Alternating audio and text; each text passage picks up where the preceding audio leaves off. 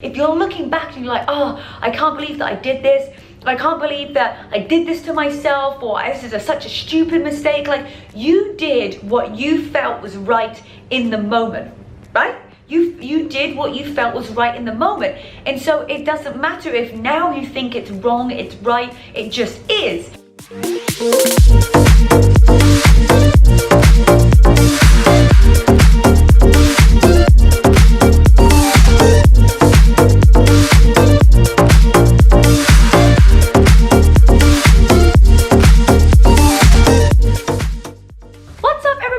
Welcome back to this week's episode of It Takes Grit. My name's Rebecca-Louise and I'm going to be your host for today. It is just me on this solo episode and I'm going to be talking about how you can change your life by changing your story. This was mind-blowing when I learned this just a couple of weeks ago, and I think it's perfect to end this year's podcast. I can't believe that it's been a year of It Takes Grit. So if you have enjoyed just one episode from this year, or maybe you enjoy this episode, then I encourage you and I asking you, please go and leave us a review on It Takes Grit podcast on the App Store, either on the Spotify, or if you're listening on iTunes, wherever you're listening, go and give us a thumbs up, go and give us 5 stars. Let me know how you've enjoyed the last, I think we've done like 50 episodes, and it's only gonna get better for 2020 as long as you guys keep loving on this and supporting it. And this really is the perfect topic, I feel, to end this year. 2020, we're about to go into a new century. There's a new wing to it. So how can we not just make this another year? How can we really make it different? What is it that we need in our brain? What is it that we need to learn that is going to change how we execute a new year? Not just make it, oh, we've got a couple of New Year's resolutions, or, you know, we're going to do something different next year. It's 2020, but really, how can we do that? And I feel like I've literally got the tools right here. I went to Tony Robbins' Date with Destiny and I learned so much about myself, the human race, and you know how I'm really not that crazy, that we feel like we're crazy, but we really are all the same, and it really is just the way that we're wired. So I'm going to be sharing more about what I learned there and the skills and the tools, but I'm going to be talking to you today about changing your story. We talk about change your mindset, change your life. I think there's something more than that. I think it is change your story, change your life. I've had this story of things that have happened to me in the past that I've kind of held on as an identity. I've held on to the fact that, you know, I've had anorexia, and that was my story that I created, that was part of my identity. There's other things that I haven't even shared online, but it really made me feel like, oh my goodness, I was holding on to so many things because that was my story. And my story was actually dictating what I'm like in the present and what I'm going to be like in the future. So if there is something that you are holding on to, some sort of identity, you know, your parents did this, or you went through this, or someone did this to you. This is all just a story that you are telling yourself. And it's not that that didn't happen, but you're holding on to that story. And what that story is doing is it's preventing you from moving on in the future. And I'm going to raise my hand that I'm the first person to say that I was definitely holding on to the story of the past, of who I once was. And that was actually really not just preventing me from living the most fullest life, but it was preventing me from being happy and actually coming from a place of love and from my heart rather than from my head. Like, how often do you guys think with your head rather than your heart?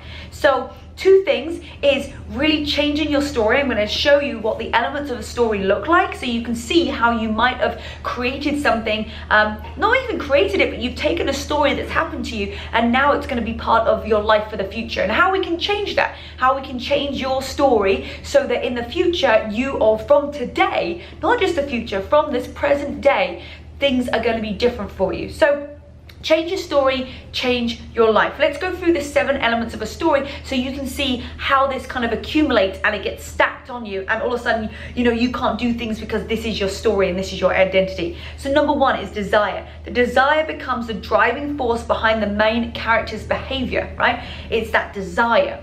Number 2, the problem and the need. The problem is a need the character is not fulfilling, yet the character usually focuses on his or her desires and not the real need. So that means that it's almost like it creates significance.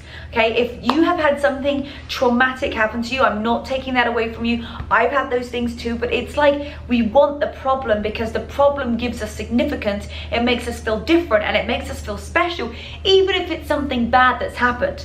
So I know we've all been through shit, we've all been through terrible things, but holding on to that problem and that need. And then number 3, it's the opponent. Okay, what is the opponent to that story? And it could be internal, it could be external, it could be something that's intimate. It's the opponent. Like, who is your opponent in this story? And sometimes the bigger the opponent, the better it's going to be, because the more that you have to overcome. Now, number 4, the plan. The plan that you have to deal with this opponent. Like, if you have got somebody in your life that's done something that is not great towards you, or you hold a little bit of resentment, like, what is your plan? Are you even coming from a place of love anymore? Are you keep thinking with your head in what would happen if you put yourself in that person's shoes? Not to say that they're right or they're wrong, it just is. Because whatever that person chose in the moment, or whatever you chose in the moment, is what you thought was best in that moment. And that's the other thing that I want to give you. If you're looking back and you're like, oh, I can't believe that I did this. I can't believe that I did this to myself, or this is such a stupid mistake. Like, you did what you felt was right in the moment, right?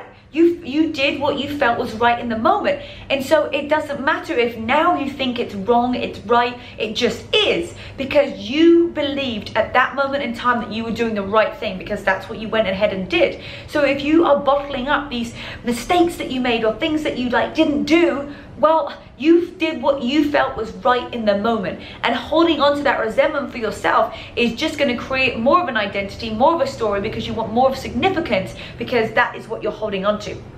Number 5, the battle.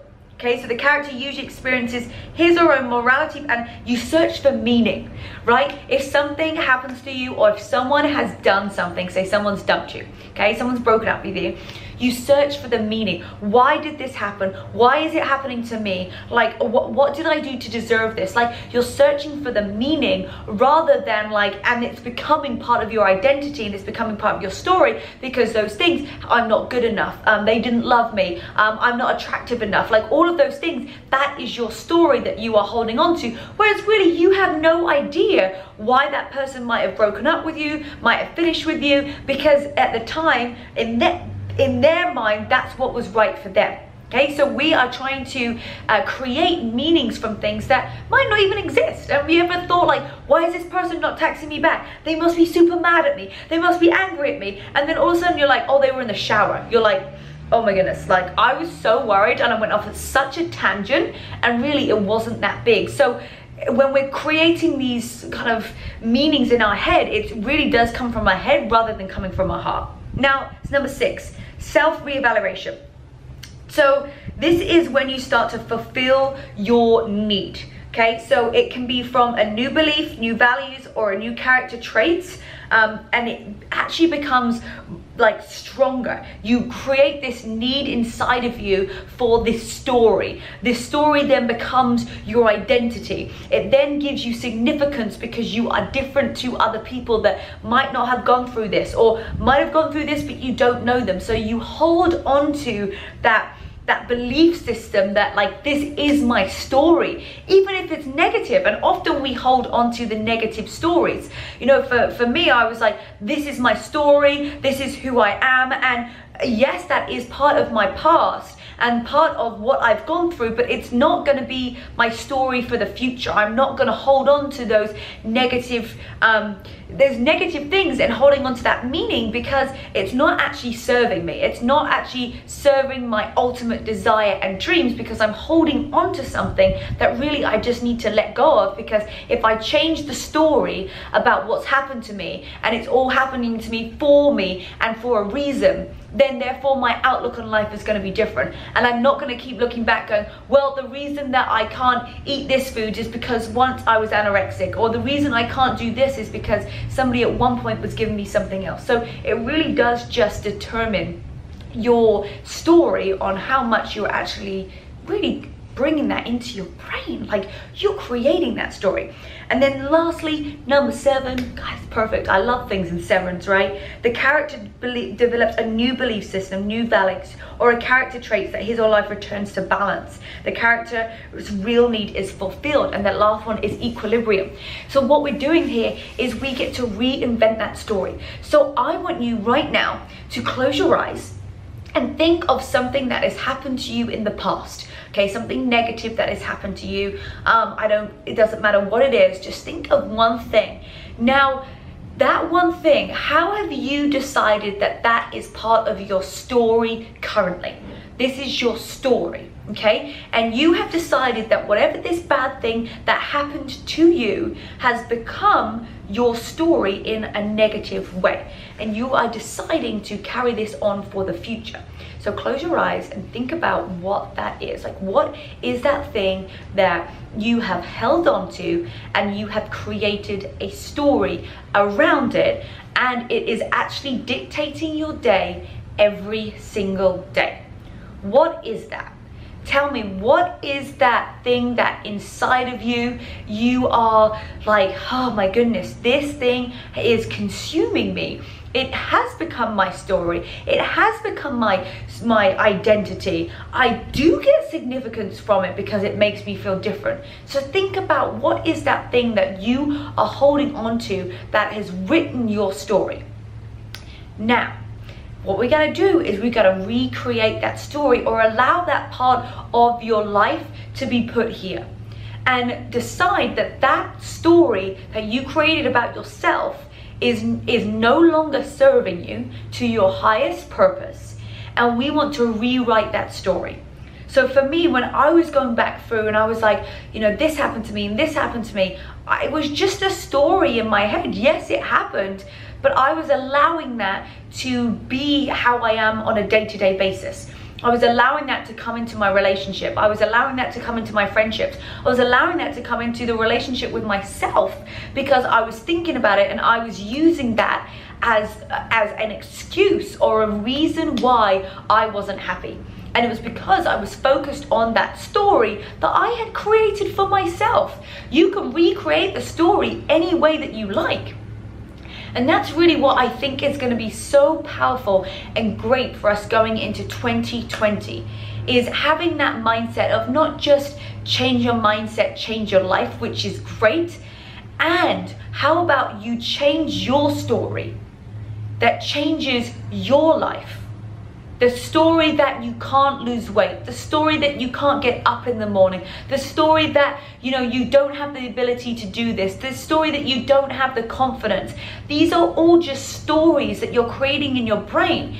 And if you want something different in the future, if you want to, you know, be happier, be more fulfilled, have more joy, the thing that you get to change right now is that story. And I can tell you how much it's helped me. And I'm just giving you a quick 15-minute video, but it's gonna start to think about that. Start to think about how your story of the past has shaped how you are today. What is the questions that you're asking yourself, and what are the things that are stopping you from going forward, because you are deciding that you're going to take something from the past and your past story, and that's going to determine if you go and do something in the future.